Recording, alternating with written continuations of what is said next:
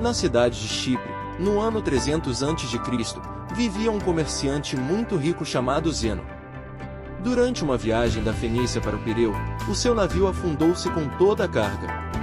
O que aconteceu estava totalmente fora do controle de Zeno ou de qualquer outra pessoa, e o homem caiu subitamente numa situação de extrema miséria. Agora, imagina que tu eras Zeno. Como reagirias se o trabalho da tua vida fosse por água abaixo sem qualquer motivo? Ficaria zangado? Triste?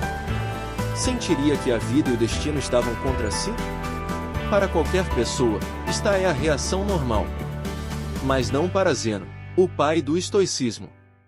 Uma pequena mudança dura uma eternidade, mas mudar a sua mentalidade, pelo menos um pouco, produz resultados maiores e mais impactantes no futuro. A essência do estoicismo é a própria definição de aceitação e indiferença. Depois de ler as obras de Sócrates e de outros grandes filósofos, Zeno criou e ensinou o estoicismo. Segundo Zeno, embora não tenhamos muito controle sobre o que nos acontece, temos controle sobre a forma como nos afeta, e é aí que nos devemos concentrar. Em vez de chorar sobre o leite derramado ou, neste caso, sobre a propriedade perdida, Zeno concentrou-se em manter a sua compostura, permanecendo calmo e neutro, apesar da sua aflição. Hoje em dia, os estoicos são vistos como pessoas fortes que não se deixam quebrar, nem chegam a extremos emocionais, como explosões de raiva ou ataques de ansiedade. Mas a ideia original do estoicismo era muito mais do que isso. Mais do que uma forma de descrever pessoas sem emoções, o estoicismo era uma forma de ver e compreender o mundo. Um modo de vida que perdurou durante séculos. A filosofia estoica pode ser aplicada a situações atuais da mesma forma que foi aplicada há milhares de anos, e os seus benefícios são igualmente poderosos. O estoicismo permite-nos processar as emoções negativas de experiências indesejadas, transformando-as em pensamentos que nos dão uma perspectiva única do mundo. A perspectiva é tudo, e cada pessoa tem uma diferente, o que se traduz em diferentes formas de ver o mundo. Como os estoicos se reuniam e ensinavam filosofia num local público, a sua ideologia tornou-se conhecida. Acreditavam que os princípios estoicos podiam beneficiar qualquer pessoa, pelo que não fazia sentido esconder esse conhecimento atrás das paredes de uma escola ou dos pátios de um palácio. Assim, todos, do escravo ao imperador, podiam aprender e tornar-se estoicos. E assim fizeram. Entre os estoicos mais notáveis do mundo contam-se Epicteto, cujo nome significa adquirido e que tinha sido escravo. Seneca, que foi um estadista de renome, e Marco Aurélio, imperador romano e um dos homens mais poderosos que alguma vez existiu. Os primeiros estoicos praticavam o que pregavam, evitando todas as formas de segregação e lutando contra a desigualdade. Chegaram mesmo a inventar a palavra cosmopolita, que significa cidadão do mundo. Quando ouvimos esta palavra hoje em dia, pensamos em cidades como Nova York, Toronto, Dubai e Londres. Era este o tipo de unidade e união que os estoicos pregavam. Mesmo numa altura em que não era popular, as mulheres podiam aprender livremente sobre filosofia e tornar-se estoicas. Então, por que é que tantas pessoas adoptam o estoicismo como modo de vida? Num mundo cheio de acontecimentos inesperados, as emoções tendem a intrometer-se. Na realidade, não ficamos tristes quando nos acontecem coisas más, mas sim quando nos acontecem coisas inesperadas. A chuva é positiva. Ajuda a regar as nossas plantas, fornece água para o gado e mantém a temperatura fresca e úmida. Mas quando aquela nuvem escura nos apanha lá fora sem guarda-chuva, nunca é uma boa experiência. Então, por que é que não começamos a chorar quando começa a chover? Porque, mesmo que a situação seja indesejável, compreendemos que é normal que chova. É inevitável. Não podemos controlá-la e sabemos que, tal como ela vem, ela vai. O estoicismo ensina-nos a aceitar algo semelhante. Devemos esperar que tudo que possa acontecer de mal, aconteça. Imagine o pior resultado e conforte-se em saber que ele pode acontecer. Um dos exercícios estoicos mais conhecidos é o desconforto voluntário, que se destina a aumentar os sentimentos de gratidão. Durma no chão, tome uma ducha fria ou não coma nada para além de batatas durante alguns dias. Esta prática ajuda a compreender que, por mais difíceis que sejam as coisas, conseguirá sobreviver e potencialmente prosperar se a sua mentalidade estiver correta.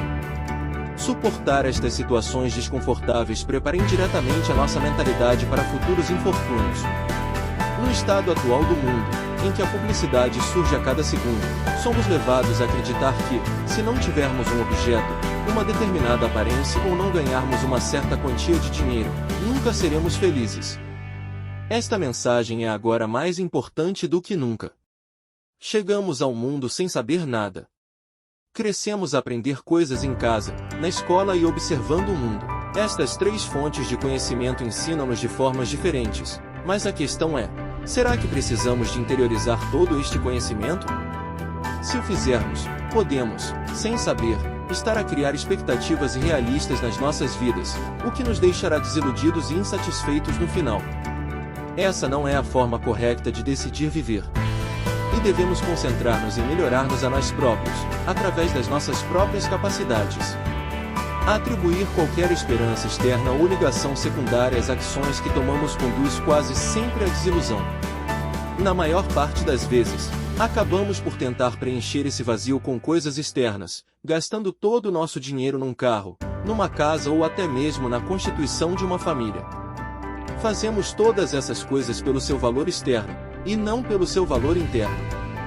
O estoicismo ensina que, se abordarmos a vida desta forma, colocamos a nossa felicidade nas mãos de forças externas, forças essas que podem sempre falhar. Os carros avariam, ocorrem desastres naturais e as taxas de divórcio aumentam. Mas até as coisas gratuitas da vida têm um custo. O custo do espaço, físico e mental. Como escreveu Sêneca, aprender a viver com menos criará espaço na sua vida para as coisas que realmente importam. Devemos basear a nossa felicidade no nosso valor intrínseco como seres humanos e não no que temos ou podemos adquirir fisicamente. Devemos optar por fazer o nosso melhor para manter a cabeça fria, independentemente do que a vida nos atira. Porque, apesar do que possamos querer, não temos controle sobre as coisas que nos acontecem, mas temos total controle sobre a forma como reagimos a elas. Esta é a dicotomia do controle, o princípio mais importante da filosofia estoica.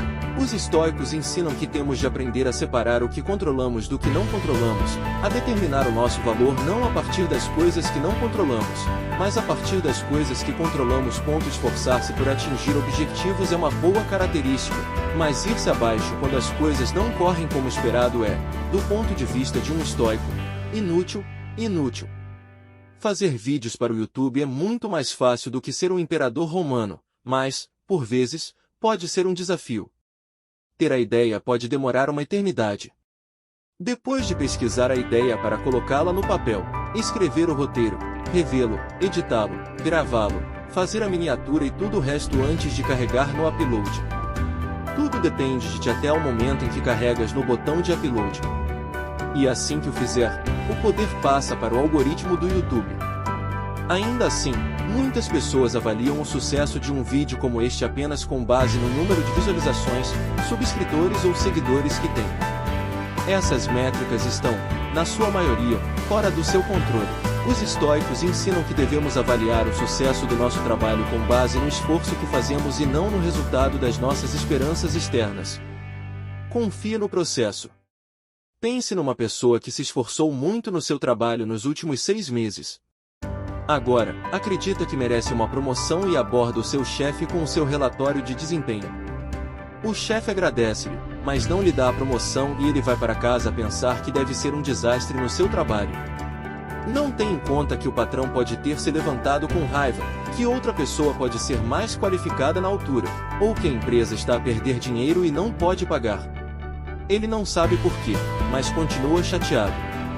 Se ele tivesse simplesmente apreciado a qualidade do relatório de desempenho que entregou e continuado a fazer o que estava a fazer para ganhar a promoção que queria, talvez tivesse sido mais feliz no geral. Esta mudança de mentalidade é crucial. Um verdadeiro estoico não mede o seu sucesso pelo ganho financeiro da sua empresa ou emprego, mas com a paz de espírito proporcionada por coisas que nenhuma quantia de dinheiro pode comprar. O estoicismo tem 4 virtudes: sabedoria, coragem, temperança e justiça. A sabedoria é a capacidade de separar o interior do exterior, e a capacidade de escolher a nossa reação às coisas que nos acontecem. Como disse Viktor Frankl, entre o estímulo e a resposta há um espaço, e esse espaço é o nosso poder de escolher a reação. A coragem, para eles, é persistência e resistência. A temperança é fazer mais com menos. Dizer mais com menos. Exatamente o que acabei de fazer aqui.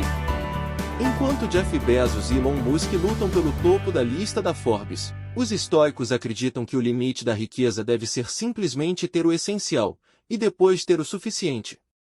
A justiça é a mais importante de todas as virtudes. Indica que ninguém deve prejudicar o outro, porque todos nós nascemos uns para os outros, para fazermos o bem uns aos outros e não a nós próprios. Nelson Mandela foi um dos líderes africanos mais famosos do mundo. Enquanto lutava contra o apartheid, foi condenado à prisão perpétua, onde permaneceu durante 27 anos até ser finalmente libertado. Quando saiu da prisão, foi eleito presidente da África do Sul. Muitas pessoas pensaram que Mandela iria castigar brutalmente todas as pessoas que tiveram alguma coisa a ver com a sua prisão, mas não foi esse o caso.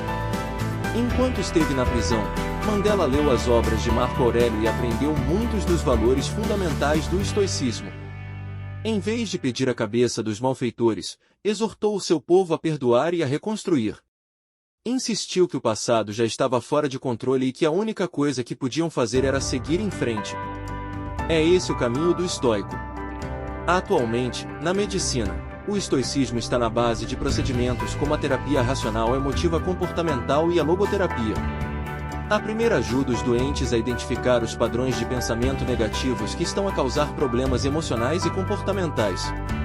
Isto permite-lhe questionar logicamente o raciocínio subjacente a esses pensamentos negativos. Quando se apercebe que muitos deles não têm fundamento, pode substituí-los por crenças mais produtivas e saudáveis. A logoterapia, por outro lado, baseia-se no princípio estoico de que os seres humanos são movidos por um objetivo. Mesmo nas situações mais sombrias, podemos encher as nossas vidas de significado e felicidade simplesmente descobrindo qual é esse objetivo. Mas isto é mais fácil de dizer do que de fazer. Temos de reorientar o nosso pensamento, fora com o velho, dentro com o novo. Para substituir os problemas pela felicidade, temos de praticar a autoestima. Ao centrarmos a nossa definição de valor nas coisas que podemos controlar, podemos deixar de ficar obcecados com as coisas que estão fora de controle. Essa é a chave para uma vida mais satisfatória. O estoicismo ajuda-nos a atravessar as tempestades passadas e presentes para águas mais tranquilas. E se o navio se afundar e acabarmos por nos afogar, teremos a paz de espírito de ter tido uma vida plena. Porque, lembre-se, tudo acontece sempre por uma razão.